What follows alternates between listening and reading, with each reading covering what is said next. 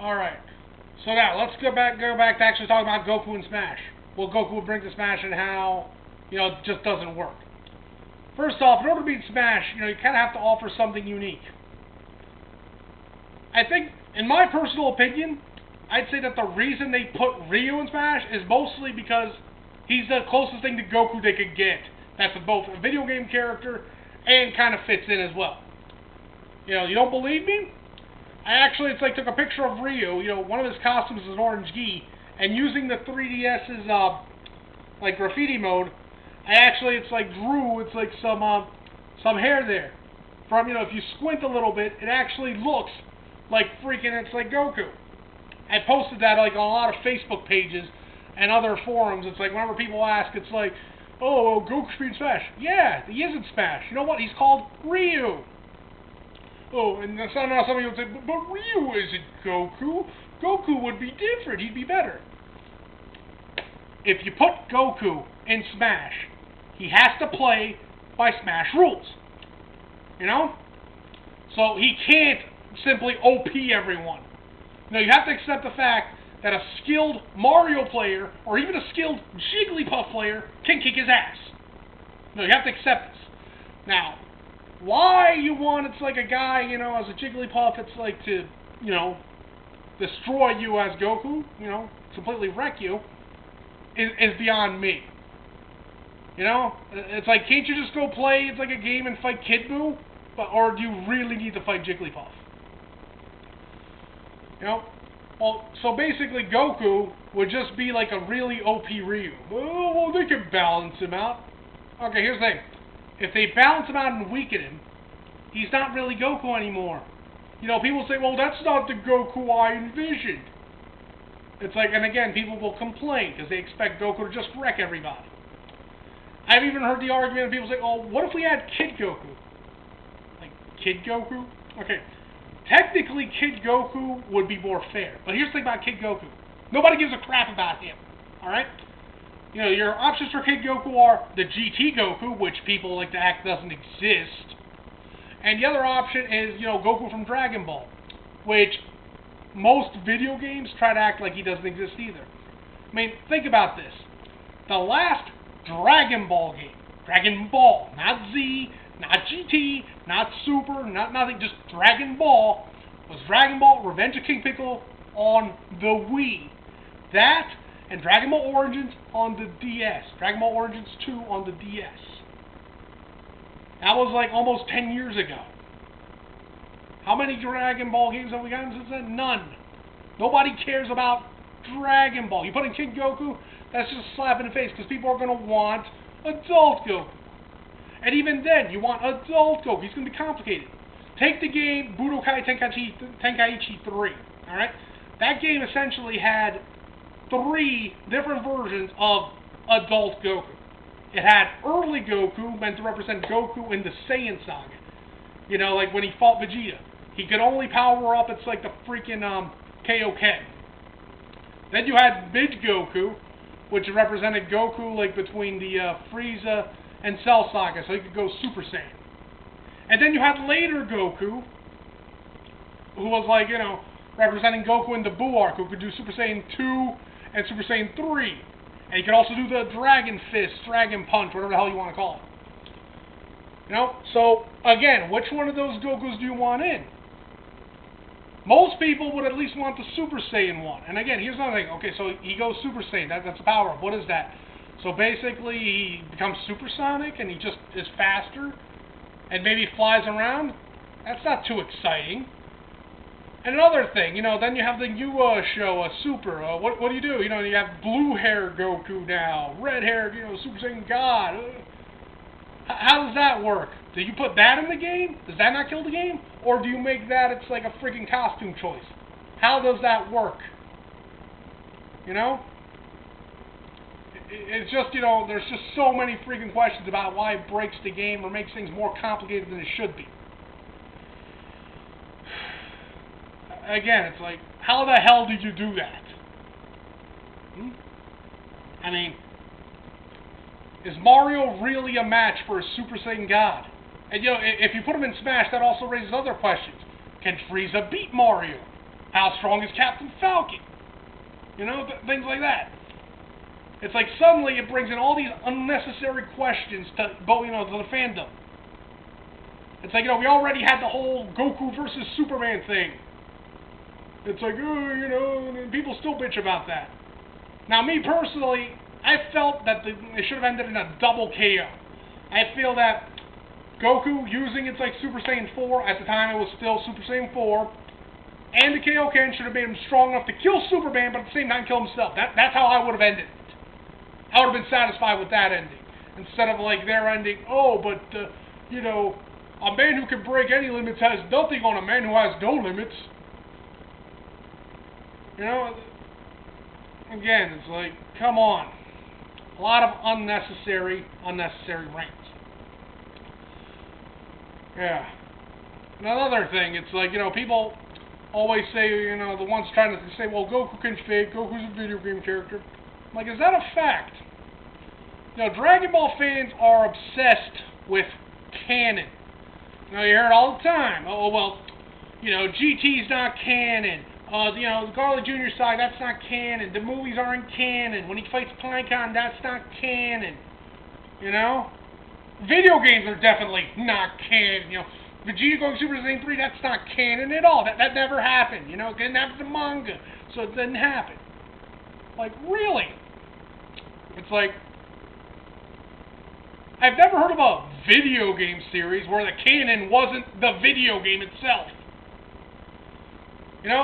That's like saying, only the Tomb Raider games don't count. What counts is the 2 movies with Angelina Jolie. That's what counts. But the games, nah. Who says that? Alright? Granted, it's like, Zelda, they got the Hyrule Historia.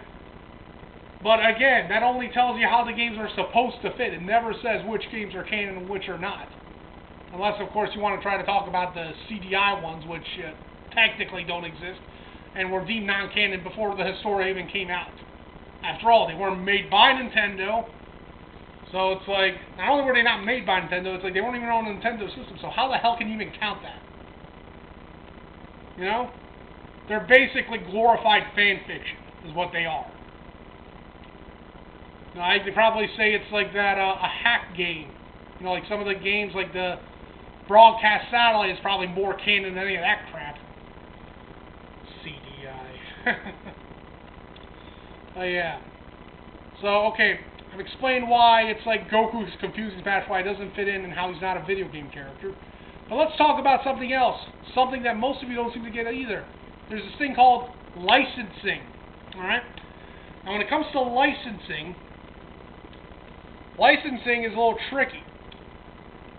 Now, you see the post up recently, Funimation says, Goku could be in Smash. But here's one thing you have to understand about that. Funimation does not own Dragon Ball, nor do they own Goku. No, Funimation has the distribution rights for Dragon Ball in North America. Different companies have different distribution rights in other countries. Let me put it in a way that makes sense, more likely. For some of you older fans, remember when you were teens, you just got your driver's license. You were 6 years old, you just got your driver's license. Now, you may not have gotten a car, but what you did have was, like, you could drive the family car, your mom's car or your dad's car. You had permission to take that car and drive it to the movies, drive it to the mall, drive to your friend's house, pick up your friend, take him somewhere. You had, go on dates, things like that. You had permission to use that car. But here's the other thing, you could not let your friend use that car. Alright? Now, your friend could drive the car if you were tired and, they could tag along, you didn't feel like driving, let them drive. But under no circumstance could you give, that car to a friend. You can't give it to a friend, you cannot sell that car to a friend without the permission of your parents. Because they own it, not you.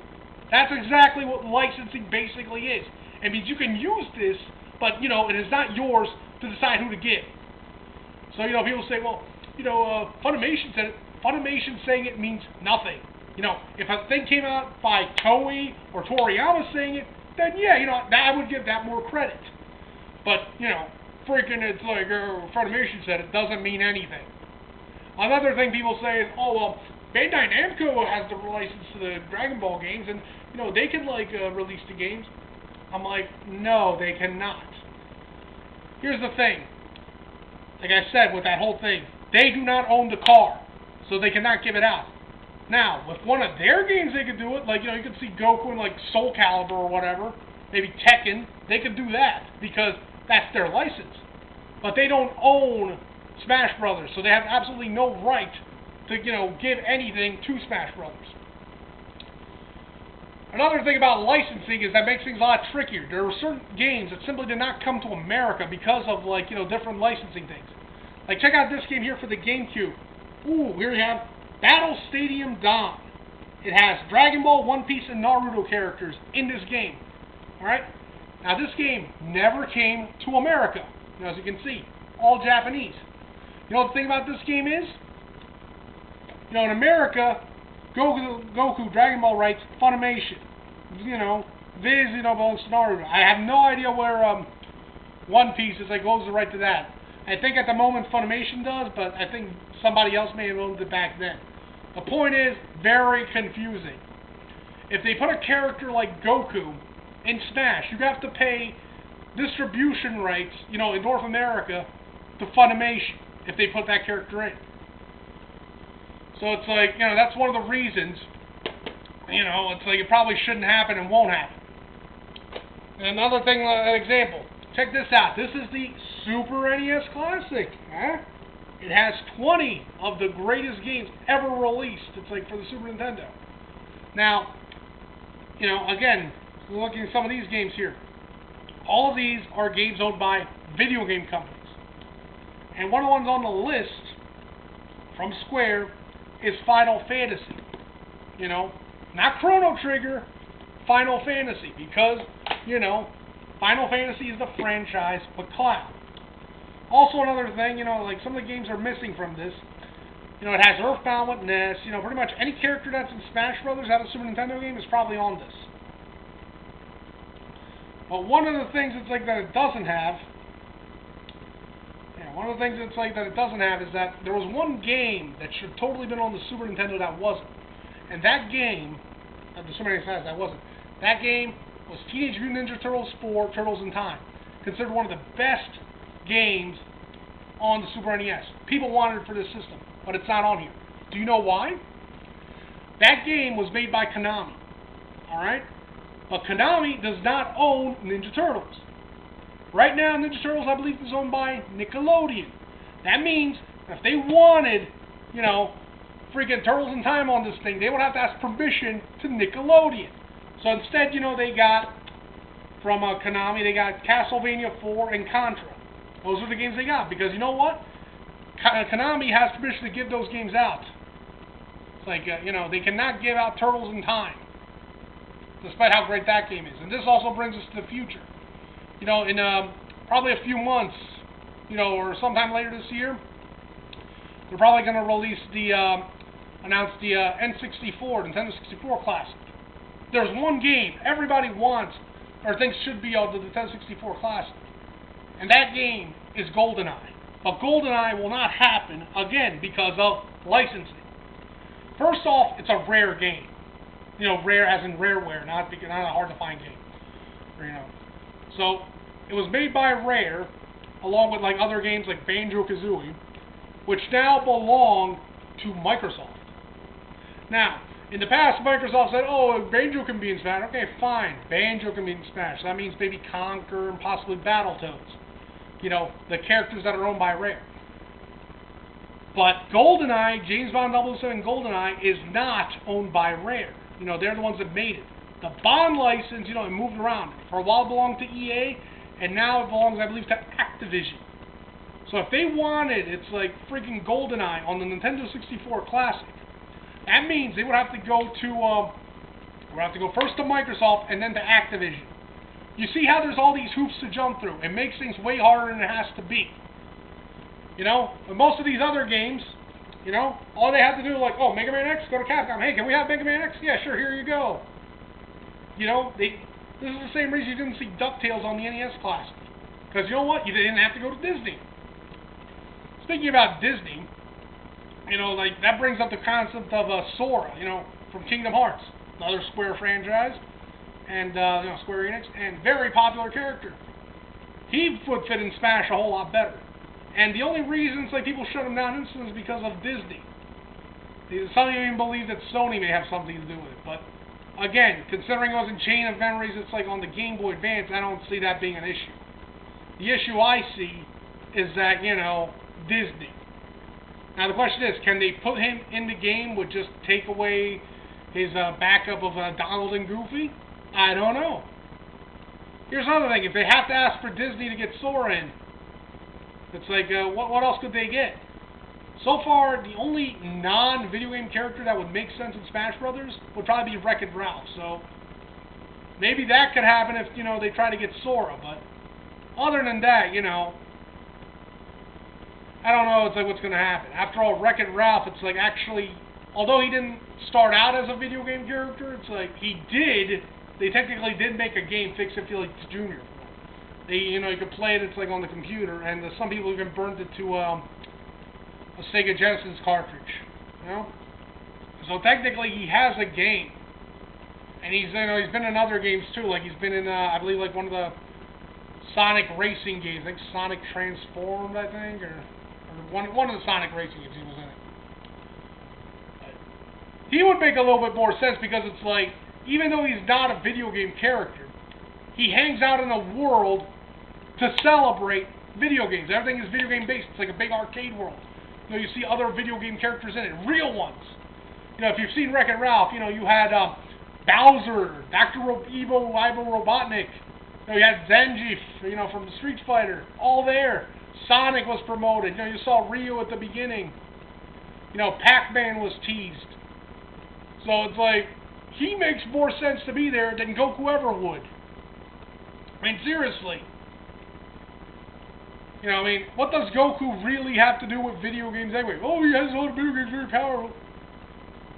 Yeah, again, that doesn't mean anything. Tiger Woods had games. Tony Hawk had games.